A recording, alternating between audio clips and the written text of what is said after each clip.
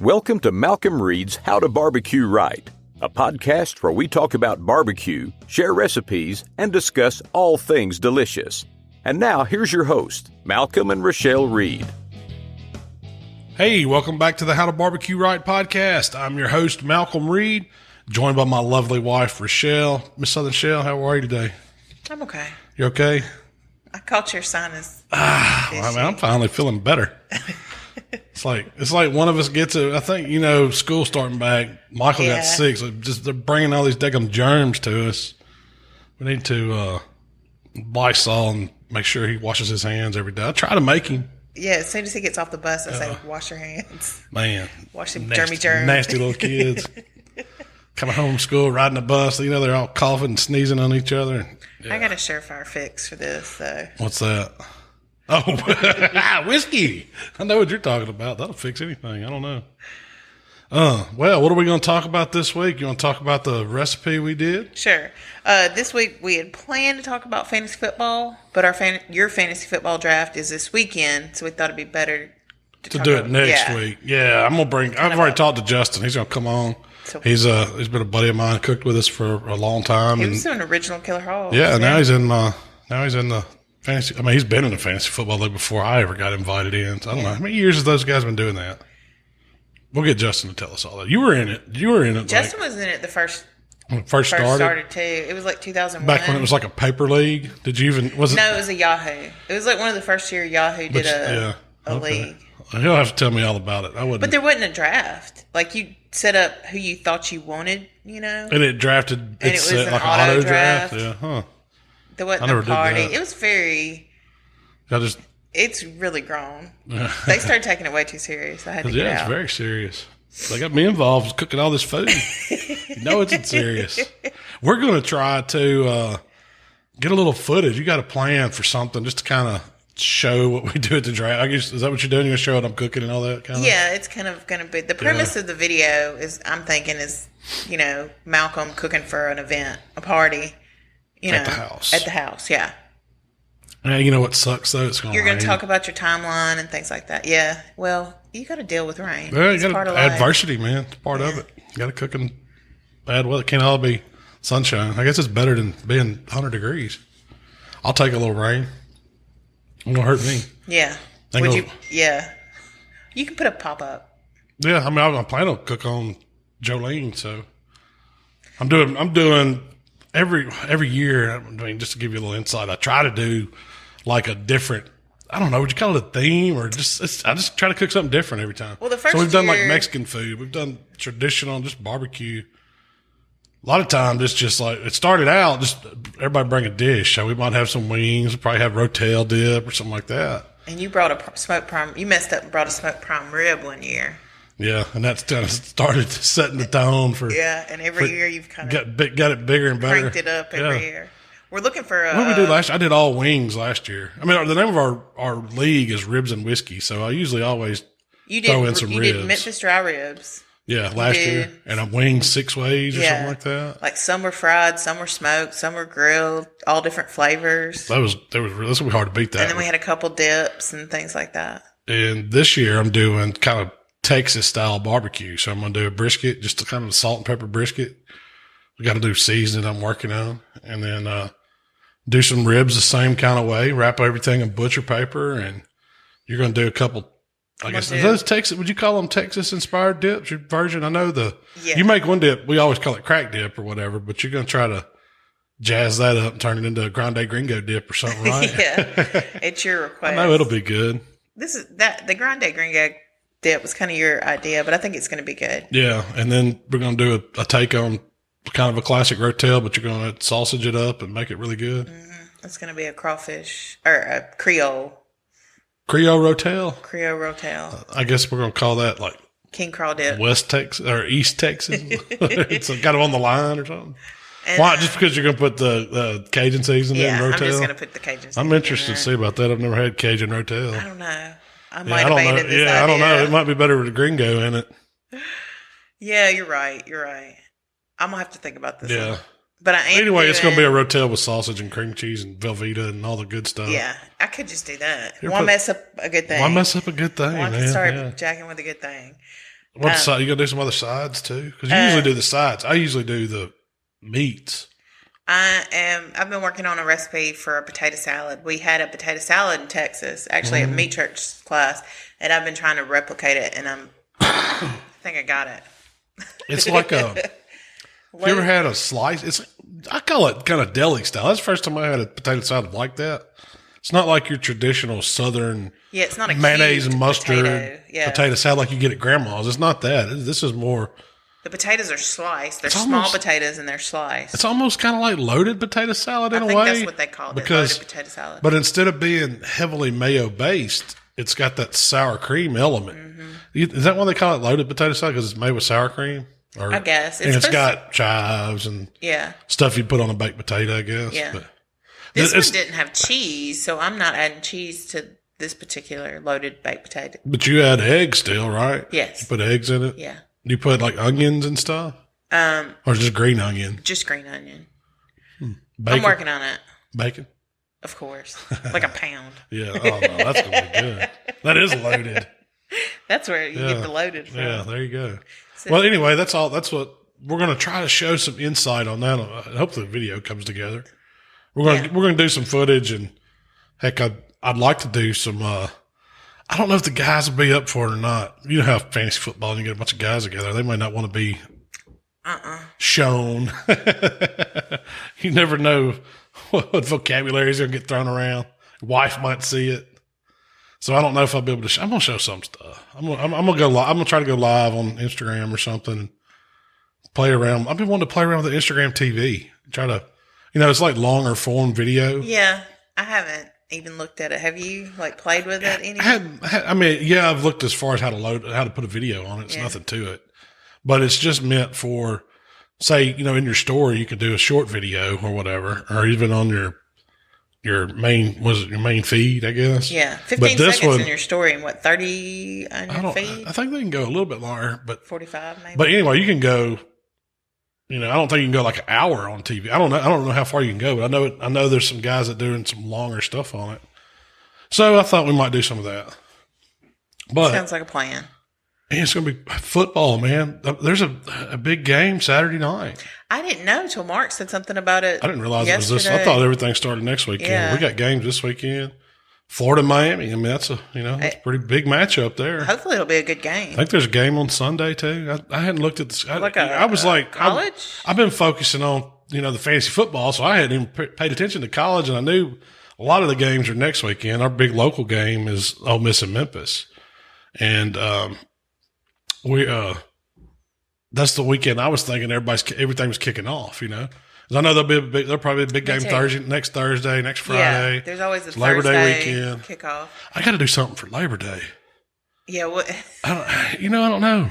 You had some ideas you were kicking around. Yeah, I'm thinking, what I really want to do, and I hadn't done it yet, is like a deer roast where I cook it and it falls apart. I don't know. Is that too? Is that Labor Day there? Not really. See, I got to do something for Labor Day. I don't know. I got some ideas. What about a burger? Like an all-American burger? All-American? The only problem is Mark Williams just did a video. He did a good burger, man. Yeah. You see that cheesy skirt burger he did? Yes. We did chops this week. I did my version. Char Siu pork chops. Chinese barbecue pork chops. So where'd you get the idea to do Char Siu pork chops? Well, Char Siu is really good. Most time you see it, it's either like part of a butt roast. They'll cut off. What is Char Siu? It's Chinese barbecue. They take all these, like, it's got the sweet element. It's got sugar, honey, things like that. Then it's got the traditional Chinese. It's got like hoisin sauce, which is like Chinese barbecue sauce. Of course, it's got soy sauce. A lot of times they'll use like a cooking wine or rice wine or something like that. I use rice wine vinegar. I just like the acidity in it. And then you put ginger in it. You put garlic in it. And you put shallot in it. You got to get some herbs. And then Did you put some chives in there? No. Not chives. No, I didn't put any green onions. But it also is traditionally is really red. Like, that's what it is. It's like it puts this beautiful red color on it. Usually it has a faux smoke ring already because it's marinated for a long time. That's what makes it. And when I was researching, traditionally they use like a beet powder or like a ground beet powder to really give it a red color. I don't know if that's, to me, that'd give it some earthiness. I'm not a real fan of beets. And that was one, but I couldn't find that. And I've also seen them use like it's almost like a tofu, but it's like one they fermented and it's got a red color to it. I've seen them use that, like make a paste with that and add it to it to give it that red color. Or you can just use red food color. Yeah. And that's what I did. That's kind of I don't know what you would call that. The Americanized way to do it. And I'm sure that's, and you know, when you go to, it's easy. When you go to takeout Chinese place and they've got Chinese spare ribs, that's kind of what that is. It's kind of like Char Siu spare ribs. Yeah. And I bet you they're using red food color. Oh yeah. And a lot of times I don't even think those are it's really rib meat. It's probably butts cut up into little pieces because that's what, you know, a lot of times they do. Guarantee you they're using red food coloring. Yeah. But just because it's easy to source. So that was kind of my take on it. You see it with pork belly. You see it with, you know, with pork like roast. Oh, yeah. I'm going to do that too. Because it was all about the flavors of the marinade. That's what made it so good. Pork chop, I mean, I had some nice thick cut chops, you know, and they're chops. To me, it's been better. I like it when it's got a little more fat to it. Yeah. So instead of having a center cut chop, I think it'd been better with like a blade chop, kind of like a pork steak, or either some of that front end off the loin where you got more of that fat, kind of that pork spinalis going around it. Yeah. And where it's fatty, that would have been really good because it'd have charred up because that fat would have charred up more. The center cut chops were good, but it's just like, I mean, they stayed in that marinade 12 hours and they're still just in the center. They're kind of a little bland, I would say, you know, because it's just lean pork. And you do get the flavor of the marinade and the char and all that, and that was really good. But are you going to get flavor into a thick cut chop like that anyway? Probably not, unless you brine it or, you know, something like that. And you could. I mean, I marinated it and it soaked up the flavor, but all the flavor was on the outside. When it was on the inside, I mean, it was juicy and all, but it was just, I was like, man, doing these with chops, it's good. Or you could have done it with a thinner chop. Yeah, you could probably do it and just grill them. That would have been good too. Like if you'd done some thin chops and kind of grilled them, maybe on the PK or egg or something like that instead of doing them on the drum. I like the smoky flavor that the drum added to it and the char. But if you were doing thin ones, you could cook them fast and it would be almost like those Korean flanking ribs. You know, they marinated them and grilled them fast. You could do that with that, and I think you would get some really good flavor too. But I mean, they was good with the chops, but I think I could do better. Yeah. With the pork belly or with, pork steaks. I know it'd be good with pork steaks. Belly. Because the parts where you would get a little piece of fat and it caramelized. Oh man, it was so good. Caramelized. And gotten a little crispy, you know. Whew. But that was a quick recipe. I mean, it's all in putting that marinade together, letting it soak overnight. And then coming back and just cooking it, which was nothing to the cooking process. 15 minutes, flip them, another 10 minutes, and start glazing. And it was 15. Yeah. Is what you did. But you could just. And then glaze them. I'd glaze them another 3 times. So it was about 45 minutes cook time. So why'd you take them to a higher internal temp than you typically do? Because I was wanting to get some more char on them. Yeah. I mean, normally, you could have ate them. Pork chops you could eat. They say you can eat them at 140. Yeah. I went to 155. I mean, they carried over a little bit. I mean, that's where most people eat them. A lot of people are having an aversion if they see pink in pork. Not me, but not you. You're good with it. I don't know. Those came from Kroger. I don't know how they've been treated. If it had been some good, those were just off the shelf. They were good. They were good pork chops. They were a good pork chop because I ate them. I actually cut them up and was eating them cold, and I was like, man, these are great. Yeah. Well, Chinese food is pretty good cold. Pretty good cold. All I was missing was like the little white box with the little wire handle, some white rice to go with it. But that would have made, and I think there's 1 or 2 left, and I had the idea I might take those, chop them up into little pieces, because when you get fried rice and it's got those little pieces of pork in it, I'm sure that's what it is. Heck yeah. They've just done the same thing, and then use that to flavor some fried rice or some, lo mein or whatever. It'd be really good. It'd be really good. Stir fry some vegetables, throw some noodles in there, and some of that pork, warm it up. Add your soy, little teriyaki or something. It'd be good, wouldn't it? Yeah. Fish sauce, oyster sauce. Because the sauce, the glaze that you created, the marinade, and everything, they can go is so anything. good. Yeah. Man, I have trouble with these dang things staying in my ears. Don't fit fat guys' ears. They're no AirPods. Yeah, they're no Apple AirPods. I think I got these for $5. Oh, really? Yeah, on Amazon. It was like 3-pack for $15. But so, yeah, you could use that marinade. Man, I think it'd be good on wings. It would be good. You could do a lot of stuff with that marinade other than just pork. But traditionally, Char Siu's pork. I liked how you preserved a little bit of the marinade. Yeah. And added some honey and used that as your glaze. It's a glaze. And it was good. It made the glaze good. It was sweet. Because that way you're not savory. making two different recipes. You're making one recipe and it's And I've seen, when I was researching it, a lot of people would you could take the what it had been marinated in and then put that on the stove and cook that down. Because you're cooking all the raw, whether it's been contaminated with pork, but you're cooking all that out of it, turning it into almost like a syrup almost, over high heat and then glazing with that. You could do that too. Yeah. But I thought just adding honey to it would have, it may give it the consistency I wanted. So, you could have used corn syrup or something like that. But honey worked.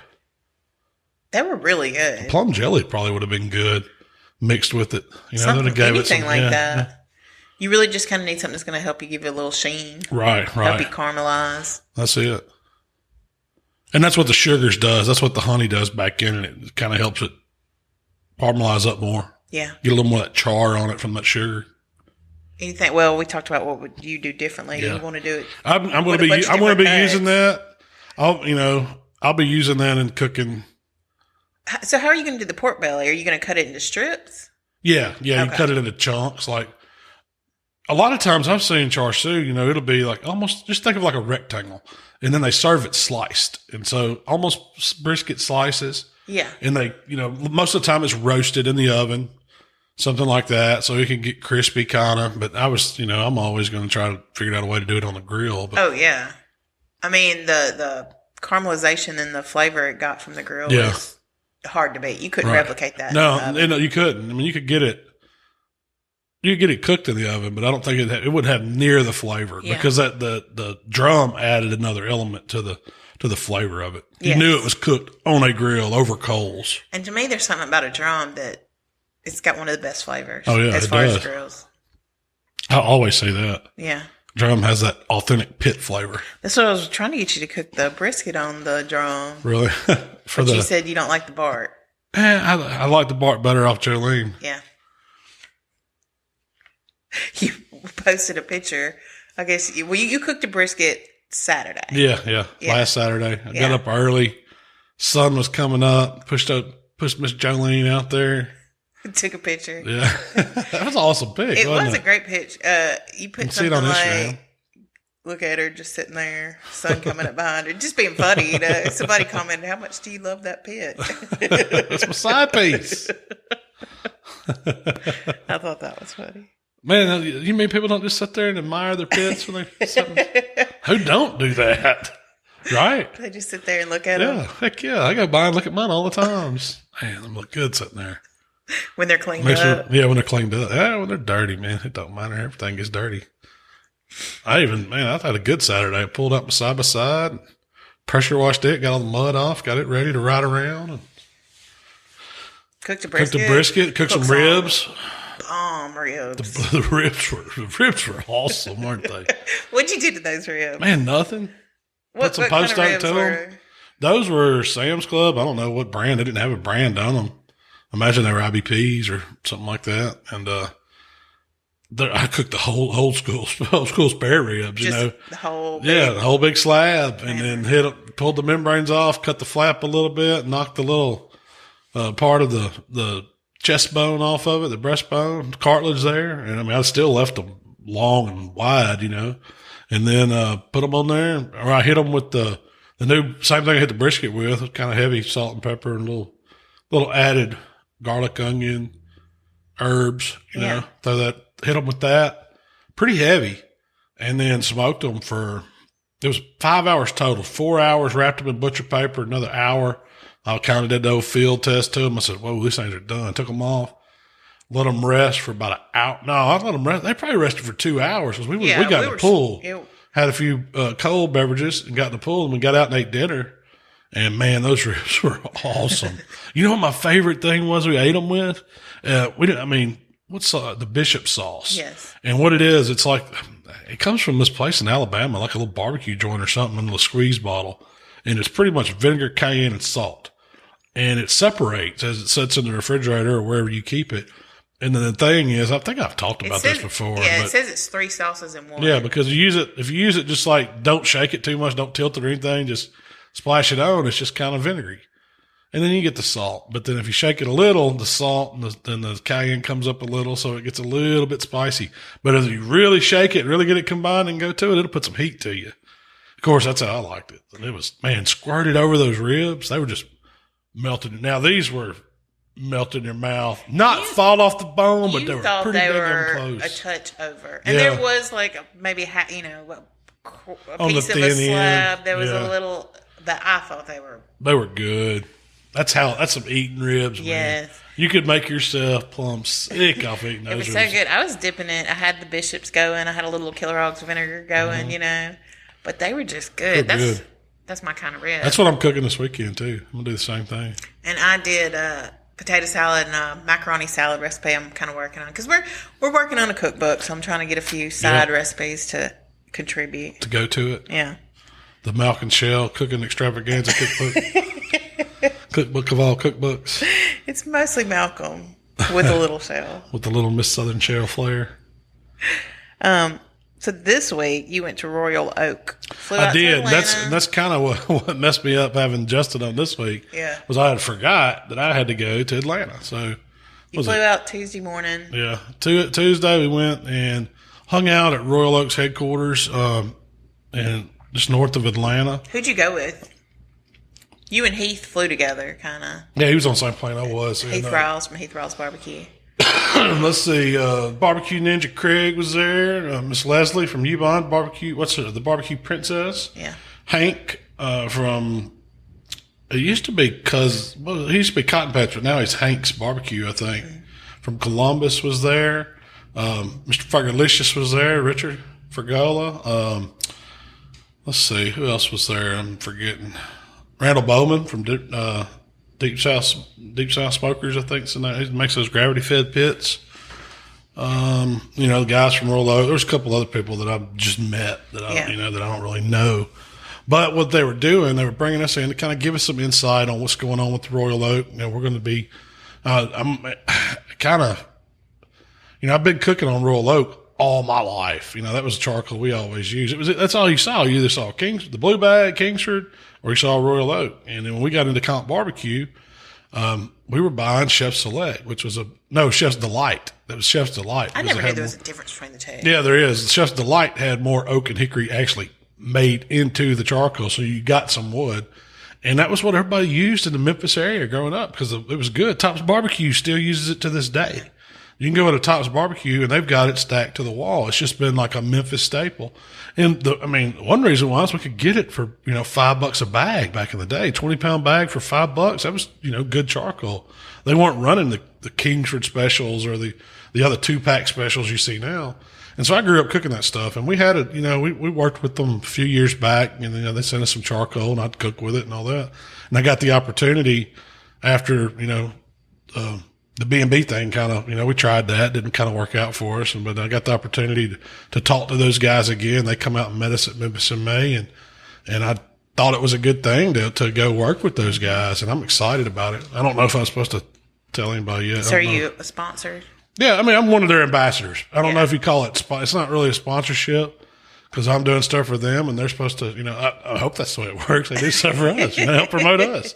That's what you want, in a partnership. If you're getting with somebody, it's not all about, a check. Yeah, a check or some product. You gotta work together if you're going to do stuff, and so that's what we're trying to do. That's one thing I think a lot of people don't realize is, you hear about like Dale Jr. getting these endorsements or whoever, other people in industries. Well, the barbecue industry really doesn't have that. Yeah, you got some guys doing it, I guess, very but few. Very few. Very few. But I'm excited to be working with them. And it's like they brought us over there. It's like they started a barbecue, I guess they're calling it a barbecue council or Royal Oak Council. We're going to have quarterly meetings where we kind of see what's going on in the industry.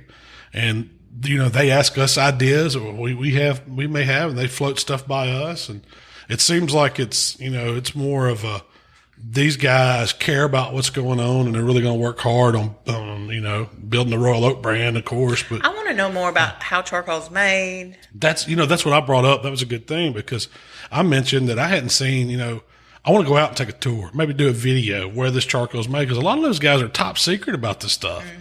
And, Royal Oak's all American made. I mean, they've got I guess these charcoal plants in Missouri, and I don't know if there's some in Georgia. I know a lot of it's in Missouri, but where they're actually producing this stuff, and nobody really has an insight to what's going on. Yeah. So I was like, we got to get you guys on a podcast. We got to go out. We got to see some of the stuff, because I'm sure people out there would love to know as much as, I'm curious about it. I want to know where it comes from, what it does. People always complain about rocks in the bag, but I guess that's a thing. I don't know. That's a question. Yeah, funny you said that. I think someone mentioned, they should start a campaign like Willy Wonka. Find the rock, you get the prize. So I want to know, more about stuff like that. Yeah, I think that's great. But the product is really good, and I love cooking on it. Mm-hmm. But you're not buying the Royal Oak that you get in. So you're using a product that you can't. I get use in the red bag stores, lump, right? and I use the Select. It's because, and they asked me, "What do you want?" I said, "I want the Select." But how do you get the Select if you don't? I don't know. I didn't ask that. I just asked for. They asked me what I would use, and so I'm like, well, if I'm cooking, I'm using the Select. I like it. You can get the red bag lump. Yeah, Walmart, anywhere. yeah. I know the Do It Best hardware stores used to carry the Select. Now, Mr. Whitehead, charcoal store, he has. That's where we've always got it in Memphis, down on, I think it's on Florida Street, charcoal store, charcoal warehouse. Yeah, he's still going. I think it's charcoal warehouse. Yeah, he's still selling charcoal, and that's where everybody around here gets it. I mean, Jimmy's got it out at the Memphis Barbecue Supply. You can go out there if you're in the Memphis area. But you can find it. It's just, you might have to look a little. You're not going to go to big box store. Walmart. Home Depot, Lowe's. They're not going to have Chef Select because to me, it's their premium charcoal. Now it says for restaurant use, and it doesn't have as much of the fillers and stuff that some of these charcoals have, where they turn all white and they got all this binder in them, and they leave all this, residue or stuff all over your grills once it's been burned. I mean, the Royal Oak just burns, especially the Chef Select. It just gives you good BTUs, even heat, long burn, and when it's done, it's done. So that's good. Yeah, I talked more about that than I thought I would. But probably wasn't even supposed to. No, they didn't. I mean, I guess they didn't tell me I couldn't say anything about working with them. What happens at Royal Oak stays at Royal Oak. That's right. So this week, we've had this new product from ThermoWorks. We're big fans of ThermoWorks. The Billows. Yeah. They sent you this product, the Billows. And we've been talking about using it for a while now. Yeah. And, we just never had a chance. So that was, you asked me what we're going to talk about. And I was like, well, yeah, we can talk about that, but we probably need to talk about thermometers and gauges, thermometers, and temp probes. Gauges. That's what the topic is. Gauges, thermometers, and temp probes. Well, are we going to start? I think so. First, let's talk about gauges. Well, my thing with gauges is... What's a gauge? A gauge is an instrument that measures temperature, typically that goes through the wall of a grill. That kind of gauge is when we're talking about barbecue gauges. We're talking about temperature gauges on your grills. Yeah. And that's the best way to put it. It's a round dial. Round dial, usually, typically. I don't know. They may make some square ones. But when I think of those, a lot of people get hung up. Oh, I got to have a gauge on my grill. Got to have a gauge on my grill. Well, most of those times first off, they're cheap gauges. A lot of times these people are using. And a lot of times they're put them in so obscure places on the grill where you don't even, what is the temperature there matter anyway? And so I don't get hung up on those. Now I do use them on my pits. I use my gauges, but a lot of times it's just for reference. But the one the best gauges that I know of are these Tell-Trues. Those are the ones that I see. Expensive? Yeah, there's some more expensive gauges, but that company's been making gauges and of all kinds for years. And they're kind of the industry standard. I remember you had a box, and every time you'd use that Tell-True, you'd put after you got done using it, you put it back in this box. We did. We took care of them because we didn't want them to get off calibrated or anything. This was when we were cooking on backwoods, and you could unscrew them. Now, a lot of pits, they have where you can unscrew the dial, take it out, and so we would take care of them when we travel. When we close down, put our cookers back on the trailer or whatever, we would unscrew them, put them back in the box, put them up. But that's unlike you. Yeah. For a man that's hard on equipment. Well, I know. Now I don't do it anymore.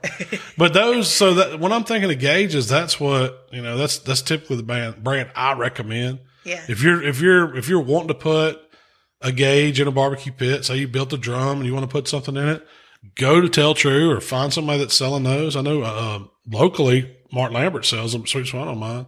And that's who I used to buy mine from for our backwoods, because he was a backwoods dealer and he had all the sizes. They probably have them online too. Yeah, you can buy them, probably buy them on Amazon.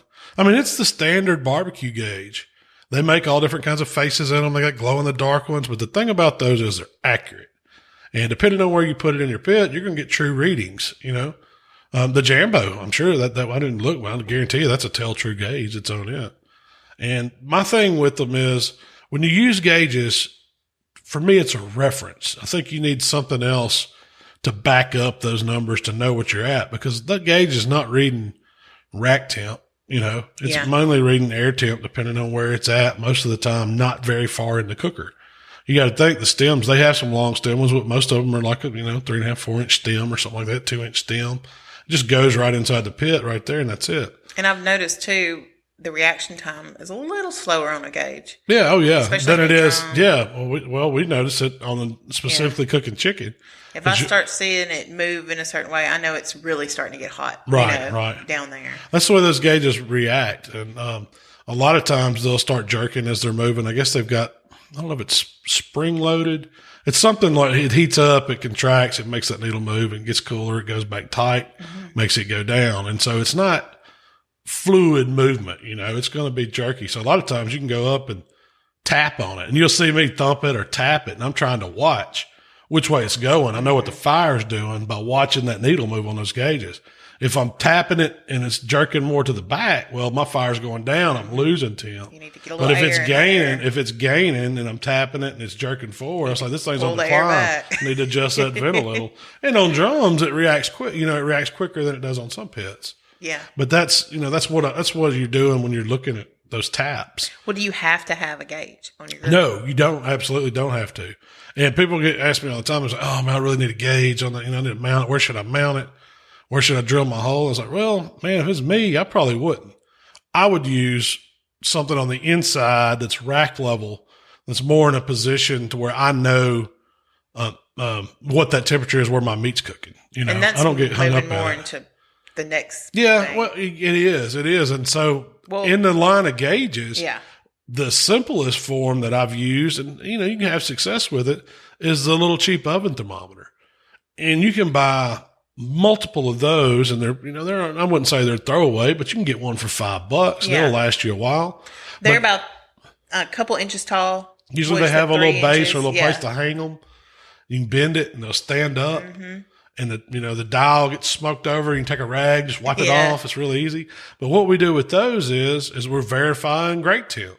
So we're setting them around. If I've got multiple grates or I've got a long, wide grate, I can have multiple of these little oven thermometers and set them around and see what those temps are. And that's a good thing. We need to do a video, and a Jambo would be a good pit to do it on. Because you have such a big grate that I could get, half dozen of those and set them around, and then we could film what that gauge is saying 275 or whatever on the big dial. What is it actually in that pit? That would show, we need to do that. That'd be something quick. It wouldn't be, might have to try to, I don't know if I can throw that together this week, but yeah. I love that. But I can do that. And, but that's what we use those for. It's kind of like, the old biscuit test where you're trying to figure out your hot spots on you. That's what you can do with those. And you'll learn your pit and cook on it more and more. You'll know that and not have to worry about it. Yeah. And so that's why I don't use them as much anymore, because I've kind of already know, well, this area of my pit's a little hotter. If I want, if I need to get ahead, I can move over there. But if I need to slow down, I can go back here to a cool spot. And that's what you're learning when you're doing that. That's what you're talking about when you say and learn your pit. Yeah. You're learning about the air, how the air is moving through it, what it needs, where your zones are. Where your zones are. what the meat's going to do, and you got it loaded down. But more importantly, what temperature it is where that meat's sitting. That's the most important thing to learn. Yeah. It's one thing to say, okay, we're going to hold this pit at 300, and you don't know what the dial could be saying one thing, the rack temp's different. You need to know. Have you ever had a gauge go out? Oh yeah. I've had them go out all the time. 250, but it's 500. Most of the time is because we left them, in the rain. They got a lot of moisture in them. They're beat up going down the road or something. And so that's when I've had failures. And we used to keep some backups for those a lot of times. You think rattling around like in a trailer, being hauled around? Yeah, it can, Yeah. I don't trust them. I don't trust the gauges a lot of times. And I always like to have back. And they fail. I mean, anytime you've got a wired probe or anything that's reading off like a little thermostat, I mean, there's a chance for it to fail. I mean, and it will eventually. So you always need to have backups. And that's kind of what we're talking about. That takes us into the next one. Well, let me ask you one quick question before we move on. Do pellet grills have a gauge, or is it just a control box? Well, they don't. That is their gauge. That what they do is they mount like the thermostat probe or whatever inside, usually on the back wall or somewhere on the pellet pit, and that's what's reading your temperature in there, and that's what's telling the auger to stop or slow down or whatever it is. That's what's controlling it. So it is a gauge and it's a readout. Some of them are more accurate than others. Some of them are kind of a range. I guess most people trust them a little more on the pellet grills. I've had some go out. Yeah. I've had them go out on me.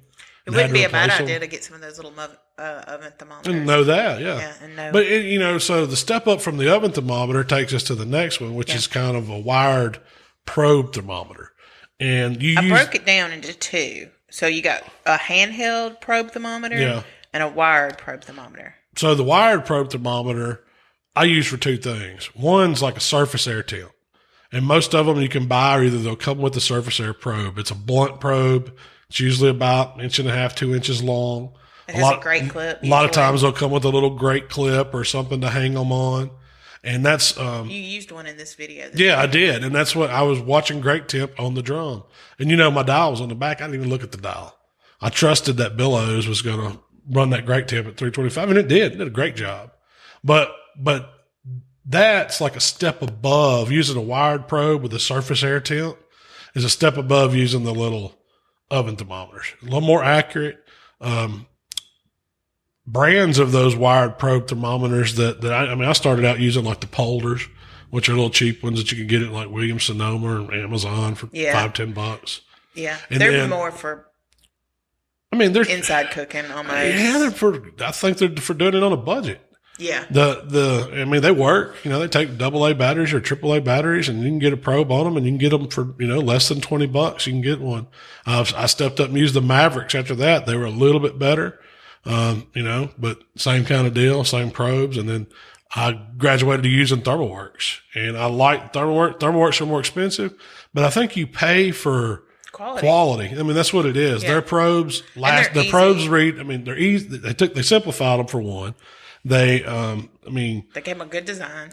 Good design. They look pretty, Yeah. And the batteries last forever in them. They're accurate. They test these things. If you have a problem with them, they'll fix them or send you a new one. And their probes are better. And that's where most of those things fail.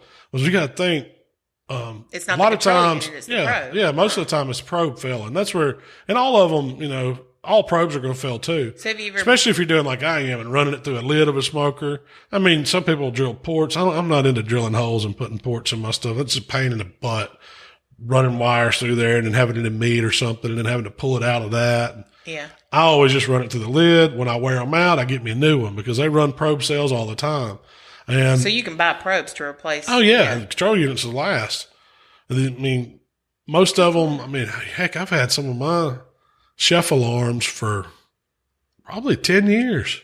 So they have something called a DOT, and it's a do one thing, and it's a small probes, and they're pretty affordable. That's my favorite one now because they always run sales on them. You can probably get it for $25. All it is you dial up the temp, and it alarms when it hits that temp. Yeah, doesn't get any more simpler than that. There's no time, no timer feature. But if you wanted to do an ambient temp or like a grate temp and the internal, See, that's I guess that's the downfall of the dots. Because the dot does one. One. Yeah. One piece of meat. And you they can make either do meat, you can do great temp, you can do what, but it's only going to do what. now these companies are coming out with different ones that do multiples. Yeah. Obviously, the grill I does up to 6. They're adding different features of them. So I was going to talk about that. The wired probes are great. So we know we got one that does surface area. Yeah, and Chef also do one. Yeah, they just do one too. They're just a little more complicated. Yeah, they do. Because remember when we used to do Memphis, we'd have 12 chef alarms going. I ordered 12 of them, and I still got them and use them all the time. But and then they have something called a smoke and something called a signals. Yeah, and those are multiple ports. Kind of. We'll get to those. Okay. The next part of the wired probe thermometer I was going to talk about was the internal temperature probe, and that's the one that's reading your brisket, your internal temps, your pork butts, watching those money muscles. If you're cooking big roast, we use them in steak contests to nail doneness, to take those ribeyes right at 130, 131 degrees and know what they are, where we want it. They make different sizes of them. I mean, you use one pretty much every time you cook. You use them for chicken in the oven. Yeah. I mean, if we're making chicken, if you're just making a chicken, in the oven, pork tenderloin, you use them all the time. Those things are handy, and they're easy too. I mean, it's just a wire with the meat probe on it. It reads on the end of it. Now they have some. When I first started buying them, all of them were like 6 inches long, had the big hook in them. I'm like, and so they, I started talking to these guys. I was like, look, man, we need some better probes. Why are we making, what kind of meat are we cooking when we need to be that deep in it? Because the thing reads on the tip. You got to think a brisket, if a brisket's 2 inches tall, it's thick. Butts are a little bit thicker, but you're still not going in that far, the temps we're wanting to read. And we've got these probes sticking out, half a foot. And so you don't even really need that. And so like a prime rib or something. So they come out with that dot probe, which was like a straight one, didn't have a hook, and it was like a 4-inch one. That was great. I use one of those all the time. And then they came out with one that's like a 2-inch or 1.5-inch probe. And those are the ones I really like because you can put it right in the brisket, wrap your foil up or put your paper or whatever it is, and know where that, and the probe's not getting in the way. It's not hitting racks. For barbecue, they work great. I guess those longer probes were designed. Only thing I can think of is they designed them for chefs cooking huge pieces of, roast or, big steamship round. They need to get down in there 6 inches. What else? What's a steamship round? Like a Fred Flintstone piece of beef, it's with a big, the whole primal of round. Hind quarter, I guess. That's where it comes from, I think. Is it any good? Yeah. You never heard of steamship round? No. They cook it like prime rib. They'll be on a carving station. It'll be a big piece of beef they're carving off of. That's what when you go to the casino, that's what you get. They tell you it's prime rib, it's steamship round. So anyway. I don't know why it's called steamship round. That's a good question. They used to serve it on the steamship. That's what I'm imagining. But so that's the wired probe thermometers. There's all different kinds.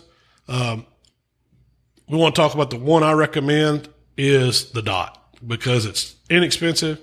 And it works really great. They have one now. It's a dot Bluetooth. Yeah. And so that was, I had that in mind. I want to talk about that. So now you're seeing features, and some of them are doing Wi-Fi. Some of them are doing Bluetooth. They have apps integrated with them to where you can take this dot thermometer or whatever you have and hook it up Bluetooth to your phone or your handheld device. And you can go sit in the recliner and watch your pit temp. And those come in handy. Now, those are on the Wi-Fi ones. Okay. So, if you hook it up to Wi-Fi, your home Wi-Fi, you can do that. You can monitor it over an app. Same kind of way. My deal with those, the Wi-Fi, what I have a problem is it doesn't, my Wi-Fi network doesn't extend out to my grilling space. And so I don't have, maybe I need a Wi-Fi extender. I don't know. That's probably do. I hadn't checked into it, but I'm waiting on one of these companies to come out with a net extender because nobody's got the grills inside where their modem is, nobody's grilling inside. We're all outside in the driveway or wherever. And I have trouble, going through multiple walls and all that. I've never had any luck on the Wi-Fi stuff at our house. Some guys use it and they say it's great. I don't use it. Mm-hmm. I use the Bluetooth because the Bluetooth will shoot through 2 walls and make it to my recliner and then sit there. And so that's what I use. And I've got multiple devices that I use Bluetooth with. The ThermoWorks app's great. The Grill Eye app's great. We use that all the time.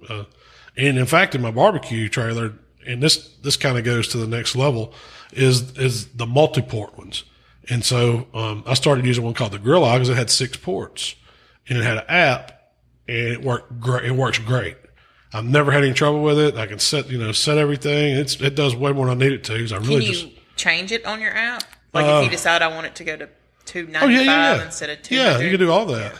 You set however you want it. It remembers it for next time. So you just go through there and classify. Like I've got some set for money muscle. I've got some set for finished butt. I've got some set for brisket flat. Some set for point. Some set for chicken. I've got, drum when I'm running. Want to know what my temp is on my drum. And the thing about the Grill Eye is I think it comes with 2 probes. I hate the probes. They suck. They're these big old fat ones.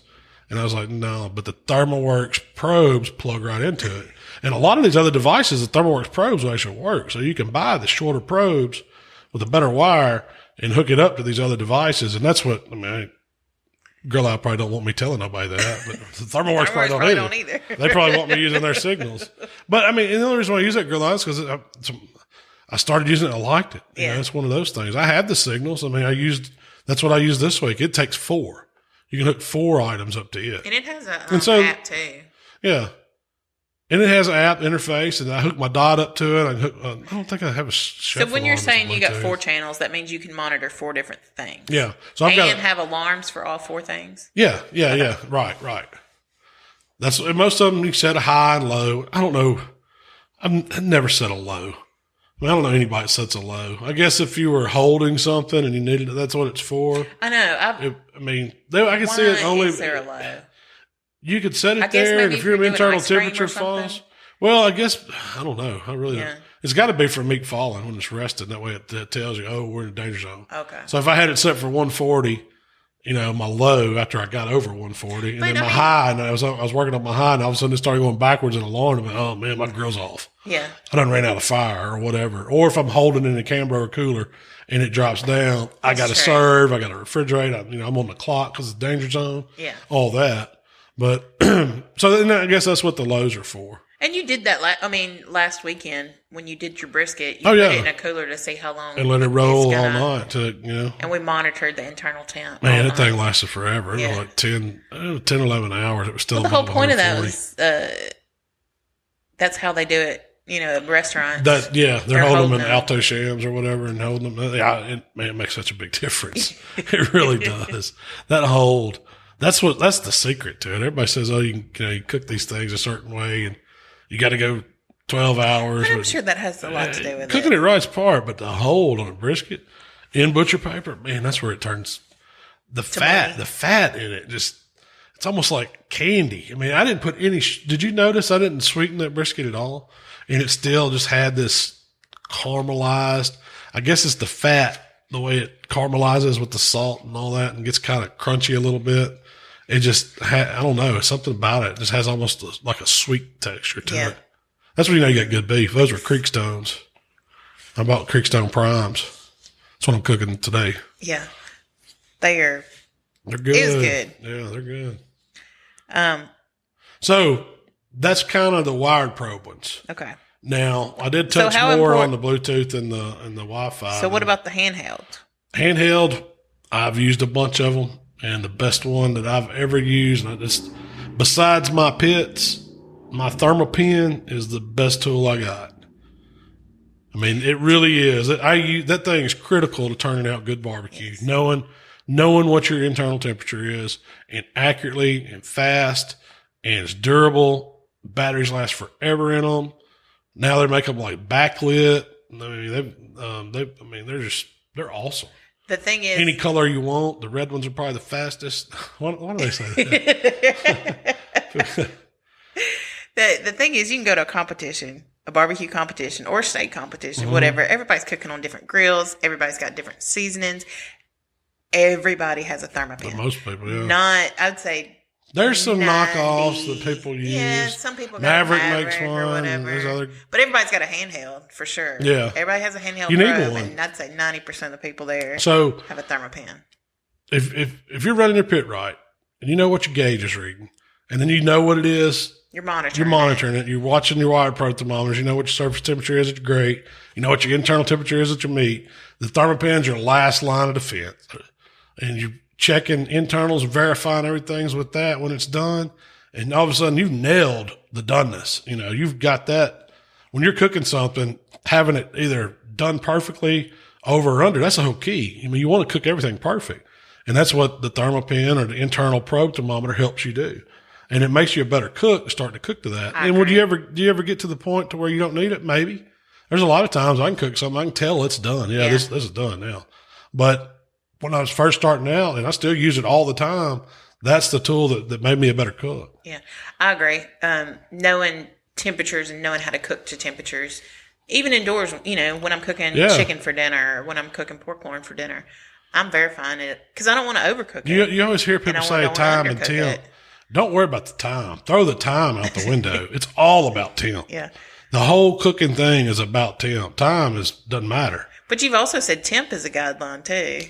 Well, no, when I say, when you're talking ribs and brisket, you're going by feel and color and stuff like that too. But temp is the thing. Temperature. You're cooking at a set temp and you're cooking to a set temp. That's at the time is regardless. Don't worry about the time. You always hear people say, "Oh, what's time and temp? What's time and temp?" And I guess they want to know that.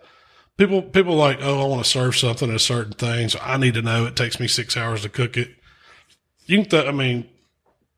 Time is something you need to figure out, and you can't just tell somebody it's going to take you 6 hours to do this, you know, because there's rest involved. You can rest it longer. It could get better. Your fire could go out in the middle of the cook. You never know. Yeah. You never know. So I always say cook to temperature, cook to temp, cook at temp and to temp. That's the best way to do it. So a lot of times you're using a gauge on your grill. You're using a wired probe and a handheld probe. Using all of it, yeah. You got to. So how important is it to have a handheld or a wired? Both of them are really important tools to have.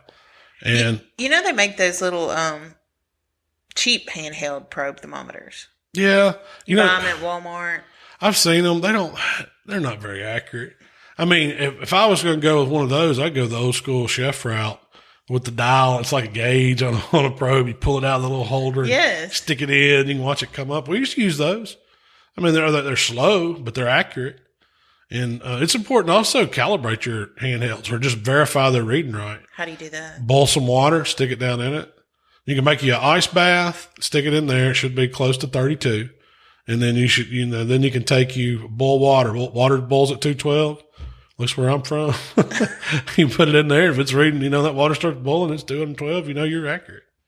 And so I check mine pretty regularly just to make sure. And I've had them, I've had a few Thermopens that I've had to send back and had them recalibrate and see what's up with them. The service. They're really good about that. Heck yeah. I mean, you go on their website, set it up. They send you the shipping package. You ship it back to them. If they don't fix it, they will send you another one. I mean, they're warranted. And they know who each one's sold to, or at least, all the ones I bought from them have. If you buy, they've got serial numbers. Even the open boxes do. I bought you one open box and had to send it back, that pink one. Yeah. And it comes with the full warranty. Oh, really? It's tagged to you. No, each one before they ship them out has been opened, calibrated, and signed off on. So they have a record of it, when it was checked, who checked it, what it was doing then. That way, when you send them back, you can say, hey. They are would you say that they're the top? In my book, they're the best. Yeah. Put it this way, I hadn't found one better. And I'm not saying all their products are the best, but the Deckham Dots and the Thermopens are probably the top. Chef alarms are up there, but, What do you think about the smoke and the signals? So, we talk about those now. So when we get into those. So the smoke is the 4. Yeah, and it's the wire. So the smoke was one of their first ones they came out with. It's a 2-channel. It was a wireless. So it had, your probes that sit on the grill, and then you had a transmitter that it showed you what the temperatures was. And it had to talk to it. Yeah, you had the remote to it.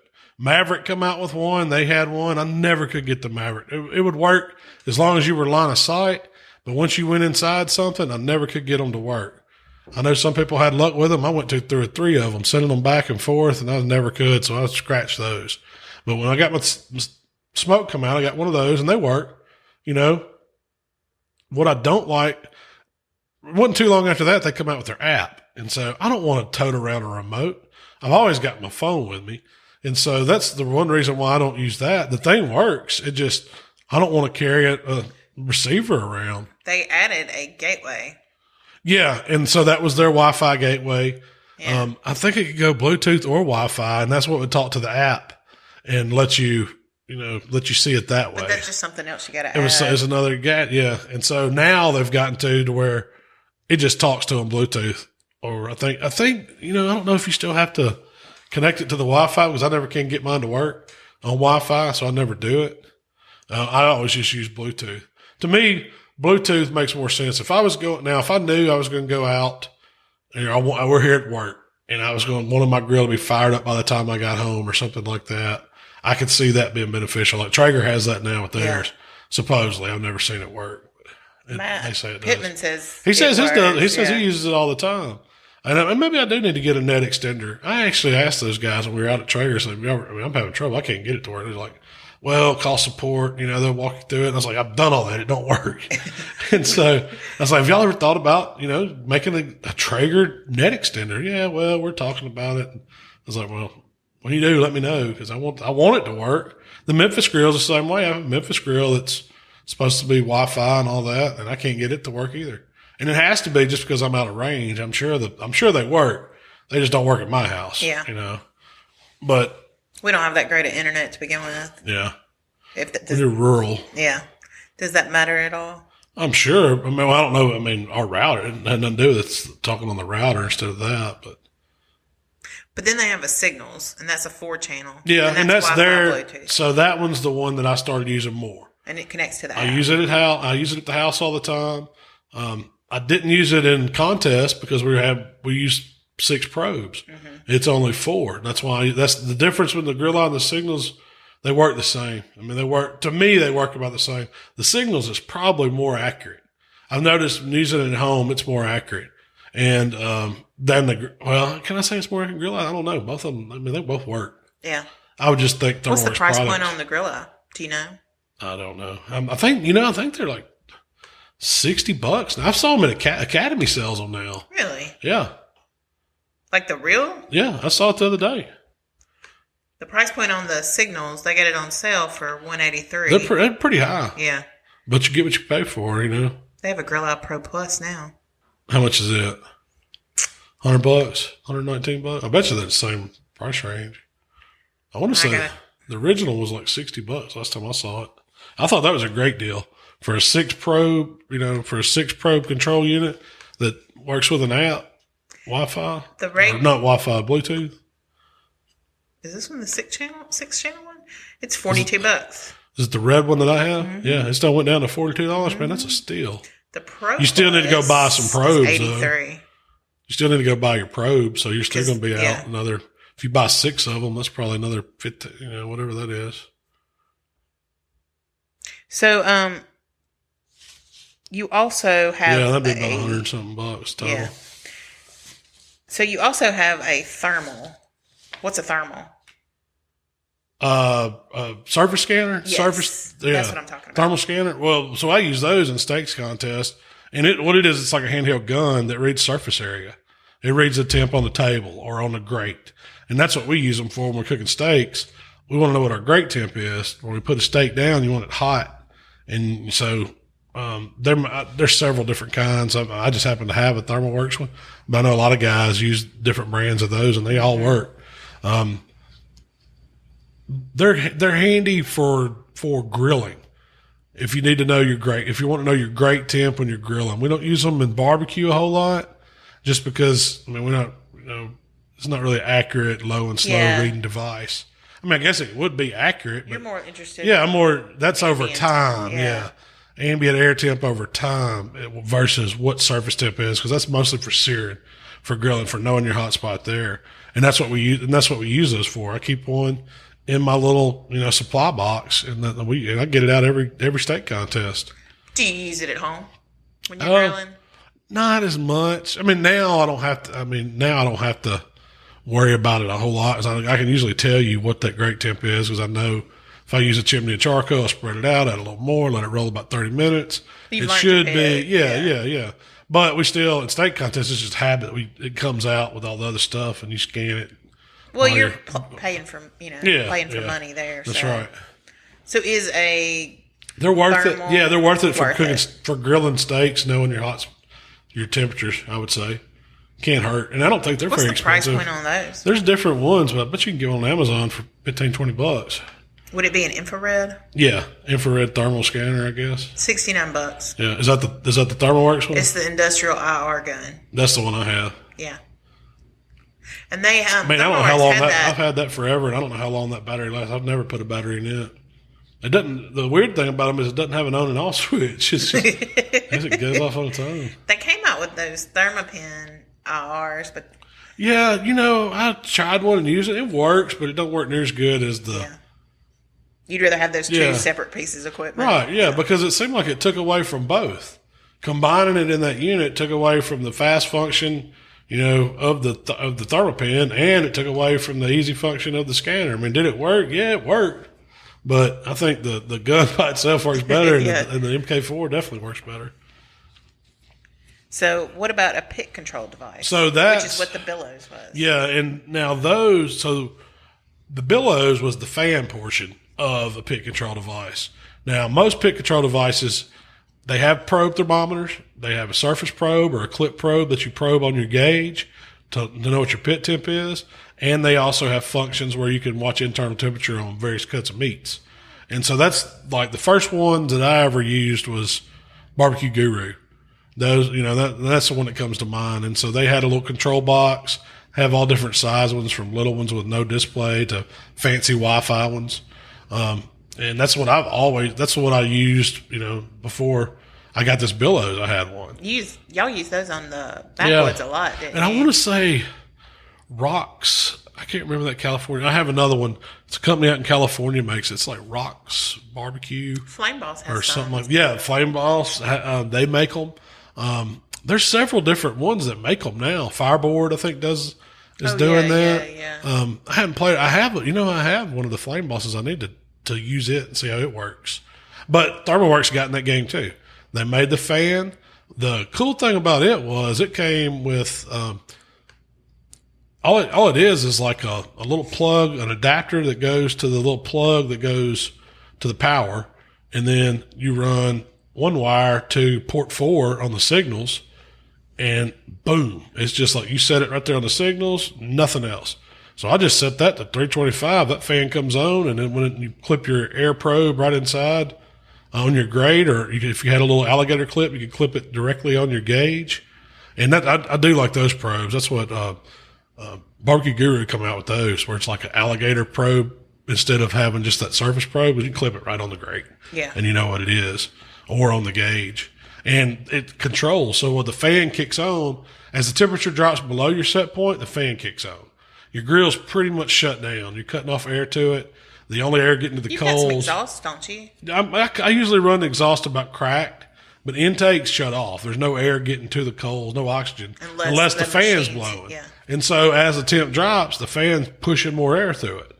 And that's stoking the fire. When it stokes it up, the temperature rises.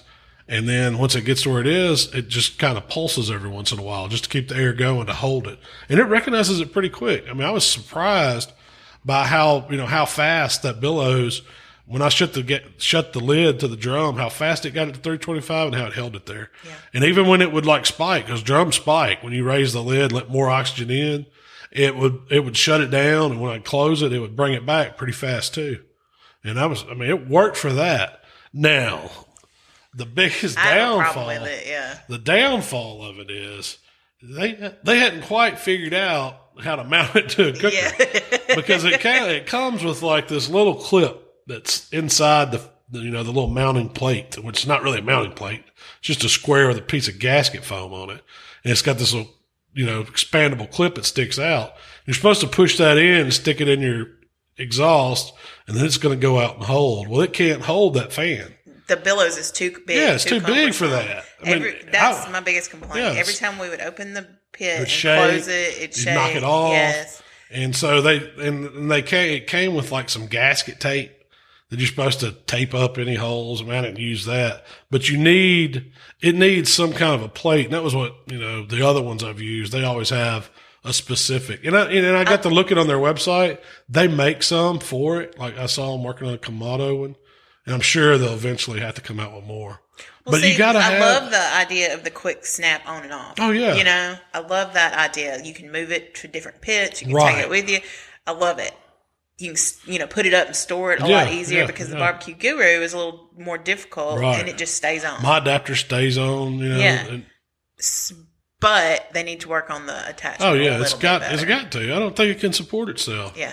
I mean, it looked like maybe it's made to go on a Weber. Like you could stick it because the clip was thin enough, the wall on the Weber was thin enough to where it would clip in there, holes, and it would work on that little smaller hole. Yes. I could see it working. It would hold it there too. But to me, it needs pit-specific adapters because if I had something a way it could slide in or something and hold it there, but the little clip's not going to hold it on my drum. Or a way to clip it or clamp it almost. Yeah, a way to clamp it or something. On there. The exhaust some way. Right. That's the only downfall to it. The thing worked like a charm. I mean, I'm all about the way it functions. It just needs mounting help. Yeah, I agree. That was my biggest problem with it. It worked, but the mounting. Mm-hmm.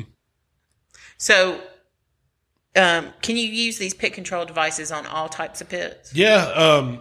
I mean, you don't need it on a pellet because it has its own. Grill, but just about any other type of grill, from Big Green Egg drums to eggs, any kind of Kamado style pit. For. They are. Gravity fed pits they work on. What about like water a PK? Smokers they work on? You want to turn a PK into a smoker? I could see it working on the 360 pretty well. Yeah. Because you could close off one side. You got an intake place. It's got a tube for it to mount on some kind of way. You could run it on that, and you'd have to, put your probe in on the great temp or wherever you did it. Yeah. Possibly, yeah. I think it would definitely work on the PK. Same thing with a Weber. Weber definitely work on. Smoky Mountains to kettles set up for a 2-zone. I mean, it's versatile. And for something like that, I could definitely see using it. That's why I like doing them on a drum. I mean, drums run pretty good, but man, when you put one of those pit control devices on it, they just lock in, don't use any fuel. You never have to worry about it. If you go off and leave your lid open too long, fire gets away from you, your grill's already shut down. So it knows it's just making it run smarter. You're not having to adjust anything. Once you get it locked in, it just rolls. You've tried it before to see, after you got something off a pit, you just let it keep going to see how long it would hold those temps steady. What'd you get to, like 12 hours, 18 hours? One time it was like 16 hours, yeah. That was on regular charcoal briquettes. I've been running lump in mine, and I doubt the lump, lump's not going to run that long, but it would probably run, I bet it would run 12 hours, 10 to 12. With a pit control device. Yeah, easy. So there you go. You put your butt on. If you're monitoring your internal temp, you've got a pit control device monitoring your Can't mess drum. it up, right? Yeah. It's foolproof. You don't even have to mess with it. You can sit in the chair. Yeah. You can set your limits. You want to do a timer. See how long when it's been on for so long, go out there and wrap it. Yeah. I mean, some of them have like graphs. They'll show you how the cook's going. I mean, you can get scientific with some of them. I've never got into all that, charting it. Mm-hmm. So some of the apps they have for them let you build a profile, and you can share your cooks and recipes and all that. Oh, really? Yeah, That's smart. They're taking it to another level on some of these. I guess that's for the techie barbecue person. Yeah. I'm more of just get some seasoning on it, cook it. I want to know my temps, but you're thinking about the deliciousness, not the graphs. Not the graphs. Some people get into it. The fireboards are really big on graphing your cooks and knowing what's going on. I know Dwayne, he'll keep up with all his own cooking hogs and know what each muscle group is on each probe and all that. Like that, I was like, man, it's done when it's done. Yeah, every pig cooks different. Yeah. How many of those pit control devices are there out there that you know of? Flame Boss, Barbecue Guru, Billows is ThermoWorks new. Jump into the game. The Fireboard. Man, what's the one? Grill-O's not in that, are they? No, I don't think they have a fan. That Rockstar one, I guess they're still making those. Rocks Power. Man, what's that one called? I'd have to look it up. It's been so long since and you don't really see people using them anymore. It was real technical. Oh, really? It was. I mean, they had all different kind of stuff you could do with it. But and then there's another one that Mike Brinkman uses. It has got like the hose and the fans made right on it. It connects to it. It's all one unit. Man, I can't remember what that one's called either. He did a video on it recently. Does he like it? Yeah, he uses them all the time. Yeah. I want to say they're out of Missouri, maybe. I'm not sure. I had to. But any of those types. There's half dozen that I know of. I've heard of them. Maybe more. Yeah. They all work. Yeah. It's pretty simple technology. It's just, you've got a control unit and you've got limits, and it's got a fan that tells that fan to come on when the limits reach. So there's not a whole lot to it.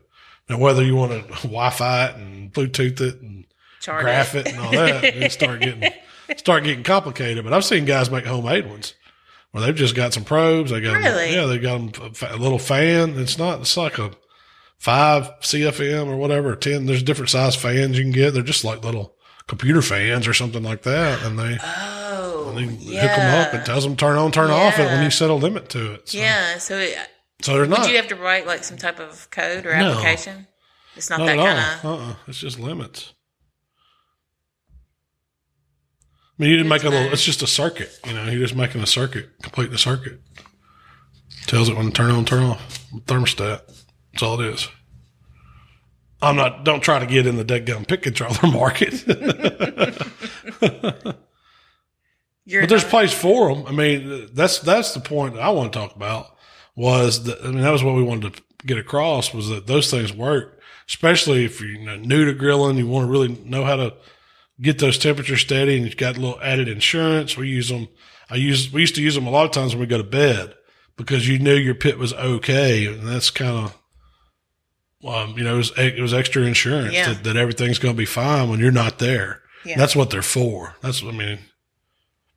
guess the kind of barbecue babysitters. That's a good name for it, yeah. That's what it is. Pit control devices are. Pit controller. But is that... That's all the questions I got. That's all you got for me on gauges. What was it? Gauges, thermometers, and gauges, thermometers, and temp probes. Okay. That's a pretty good one. And we did pit controllers, but... Yeah. So what do we got coming up? Thermometers.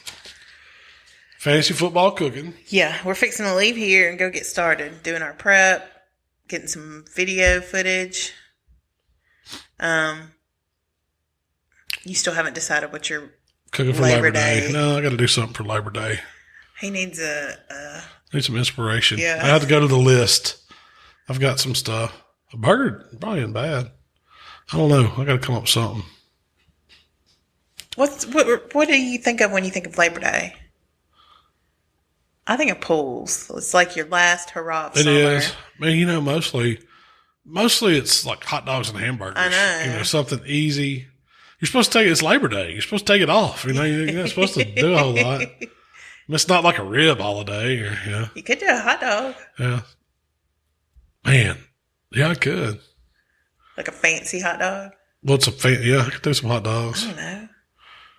Hot dogs 3 ways. Do a New York dog or Chicago. I've already done the Chicago dog. Mm-hmm. That might be, you never know. I might do dogs and burgers.